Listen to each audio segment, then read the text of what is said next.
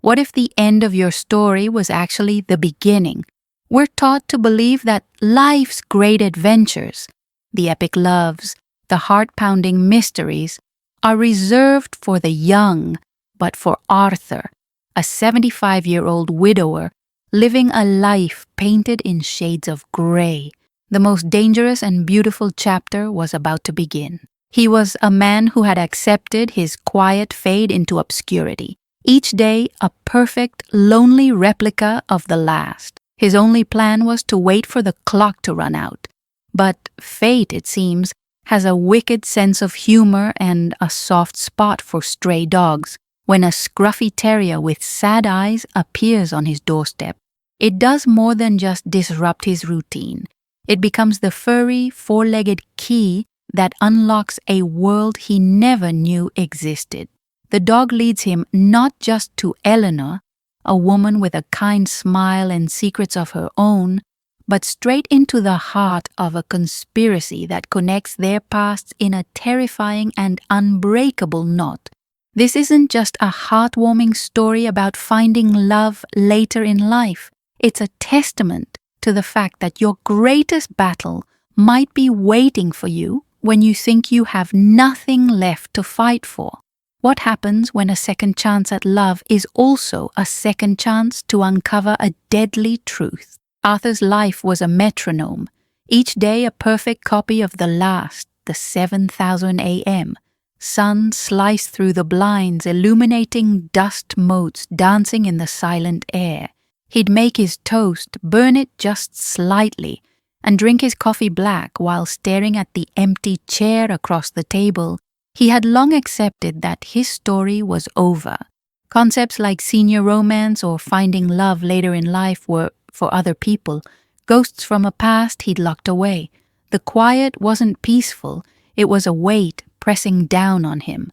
One Tuesday, a sound fractured the silence, a frantic scratching at the back door. Arthur sighed, annoyed at the disruption. He expected a raccoon or a neighbor's cat, but when he peered through the glass, he saw a scruffy, mud-caked terrier mixed with one floppy ear and eyes that held the world's sorrows. The man and the dog stared at each other for a long moment. Two lonely souls separated by a pane of glass. He shooed it away. But the stray dog just sat, expectant and shivering slightly against his better judgment. Arthur opened the door a crack and slid out a plate with last night's leftover pot roast. "That's all you're getting," he grumbled more to himself than the dog. "Don't get any ideas about companionship." He closed the door, feeling a strange pang of something he couldn't name as the dog, devoured the food gratefully. The next morning, it was still there, curled up on his doormat as if it had always belonged. The first and only unexpected thing to happen in a decade. For 3 days, the ritual continued, a silent agreement forged over scraps of food. Arthur began to look for the dog, his quiet routine now punctuated by this small, furry question mark. But on the 4th morning, the dog didn't eat. It lay by the steps, whimpering, lifting a paw that was swollen and bloody. As Arthur knelt, his heart lurching with a forgotten sense of duty, he noticed something tangled in the matted fur around the dog's neck, a thin leather cord holding a small, tarnished silver locket. The drive to the veterinary clinic was a blur of unfamiliar anxiety for Arthur. He placed the scruffy dog, wrapped in an old towel, on the passenger seat, one hand resting gently on its back. This was the most spontaneous thing he'd done in 20 years. A deviation from the script he lived by. He felt a ridiculous surge of protectiveness for this creature, a feeling he thought had died long ago. This wasn't about seeking companionship. This was a simple, unavoidable duty that felt terrifyingly significant. The waiting room smelled of antiseptic and fear. As Arthur fumbled with the paperwork, a woman with kind eyes and silver hair pulled back in a loose bun approached him. "He looks like he's in a bit of trouble," she said, her voice warm. Honey, she wasn't a vet but a volunteer, she explained. Her name was Eleanor. She knelt, her touch on the dog's head so gentle it made Arthur's calloused heart ache. For a moment, he saw the potential for a truly heartwarming story unfolding, a thought he quickly dismissed as foolish. While they waited for the vet, Eleanor carefully worked the locket free from the matted fur. "He must have belonged to someone," she murmured, wiping it clean with a soft cloth. Arthur just grunted in response, unused to small talk. Yet he couldn't look away from her delicate, capable hands. The encounter was a stark reminder of what he had lost, or rather, what he had let go of. The idea of a second chance at love felt like a foreign language he'd long forgotten how to speak. Eleanor's fingers paused as she finally pried the small silver locket open. Her breath caught in her throat, and the color drained from her face as she stared down at its contents. She slowly lifted her gaze to meet Arthur's, her eyes wide with disbelief and a glimmer of something that looked like terror. "This isn't possible," she whispered, her voice a fragile thread. "This locket, it belonged to my husband, the one he was wearing the day he vanished 5 years ago." The mystery of the locket hung between them, a ghost at the table of their first coffee meeting. Arthur, stiff and awkward, explained how he'd found the dog, while Eleanor clutched the silver heart in her palm, a relic of a life she thought was buried. Yet, beneath the grim purpose of their meeting, something else was taking root. He noticed the way she smiled when she talked about the dog, whom she'd named Buddy, and she saw a flicker of warmth in his guarded eyes. This wasn't just about a lost husband, it was about two lonely people finding a reason to talk.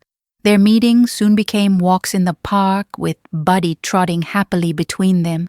They talked about everything and nothing: overgrown gardens, the merits of instant versus brewed coffee, the grandchildren they adored.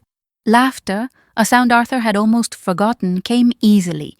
He was surprised to find that this budding senior romance felt less like a grand effort and more like coming home.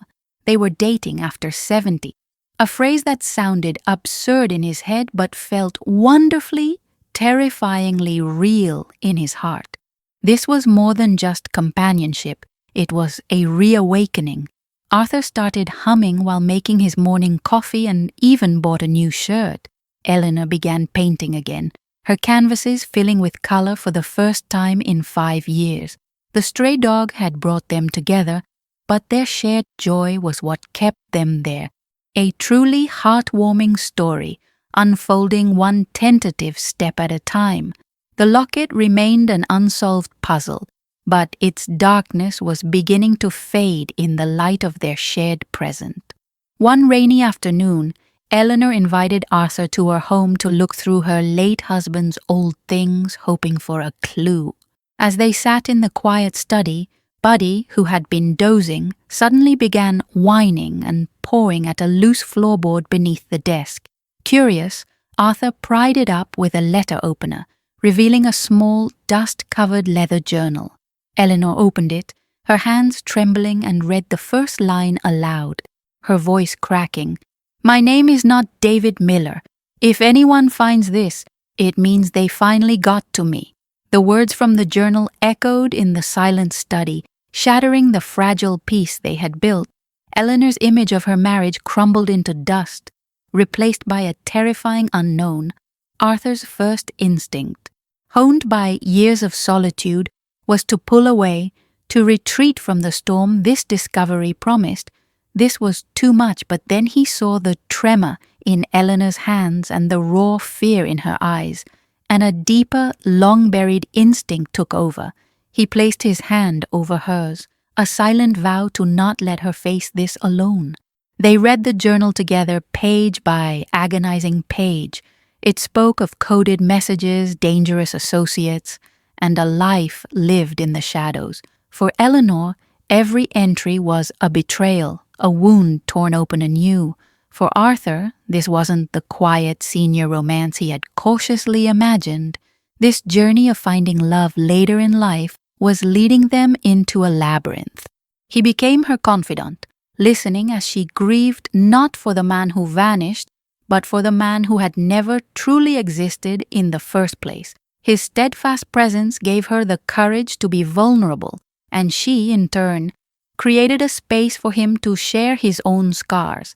He spoke of his late wife, of the slow, painful goodbye, and of the guilt he carried for feeling relief when it was over.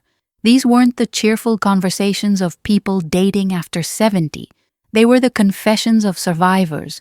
They were learning that a second chance at love wasn't about forgetting the past, but about finding someone who helps you carry its weight. The journal mentioned a weekly drop-off point, a specific bench in a quiet, overlooked park, driven by a need for answers. They decided to go, just to see. They sat in Arthur's car across the street, watching the rain-slicked bench, a shared sense of dread hanging in the air as minutes turned into an hour. Arthur scanned the area and his gaze fell on a nondescript car parked a few spaces down. A man sat in the driver's seat, and as Arthur watched, he lifted a camera with a long lens and pointed it directly at them, the shutter clicking with chilling finality. The photograph of the man with the camera was a cold knot in Arthur's stomach. A constant low-grade fear, he and Eleanor agreed they couldn't go to the police, not with the journal's cryptic warnings about corrupt insiders. Instead, Arthur made a decision that felt even more terrifying. He was going to tell his children about Eleanor. If he was going to face this danger, he wouldn't do it while hiding the one good thing that had happened to him. He needed his life to be whole, even if it was complicated. The Sunday dinner was a minefield of forced smiles and awkward silences. His daughter, Sarah, watched Eleanor with a hawk's intensity, her questions polite but edged with steel. "It's nice that Dad has some companionship," she said, the word landing like a judgment. Arthur saw his own past reflected in his daughter's grief, a fierce loyalty to a memory. He tried to explain that this was more, a real second chance at love, but the words felt hollow in the face of her quiet disapproval. The tension was finally broken by the stray dog, Buddy, who nudged a ball into the lap of Arthur's youngest grandson. The boy's giggles as Eleanor played fetch with him were the first genuine sounds of joy all evening.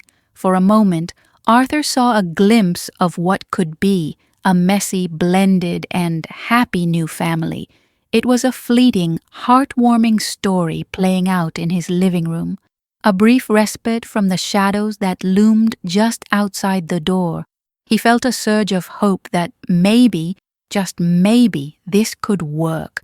After Eleanor left, her warmth lingering in the house like perfume, Sarah helped her father clear the table. The smile she had worn all evening was gone, replaced by a look of profound worry.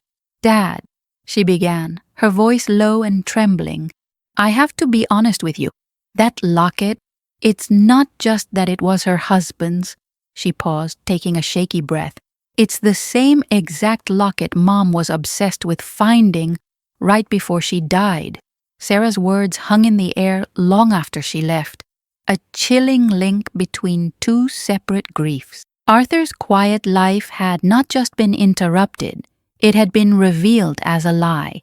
He and Eleanor were no longer just two people navigating a senior romance.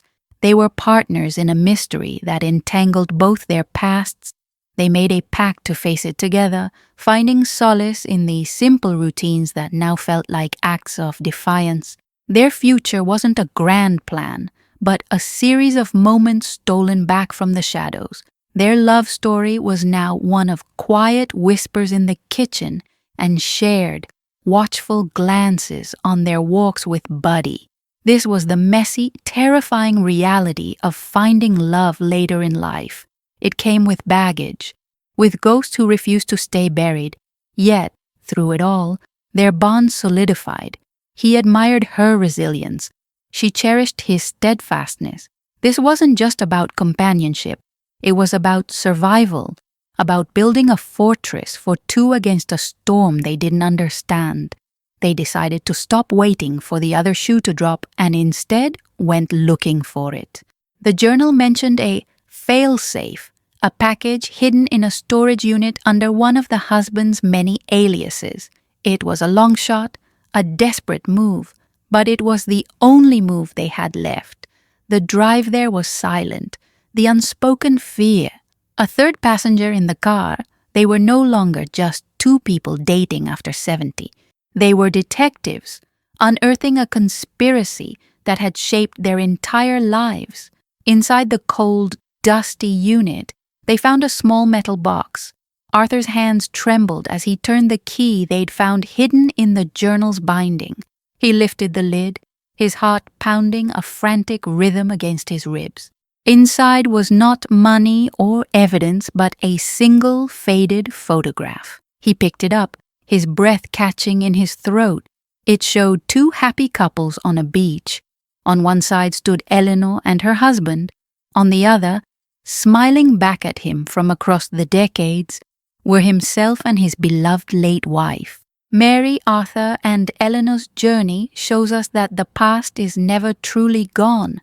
It lives in old photographs, in tarnished lockets, and in the unspoken secrets that shape our lives.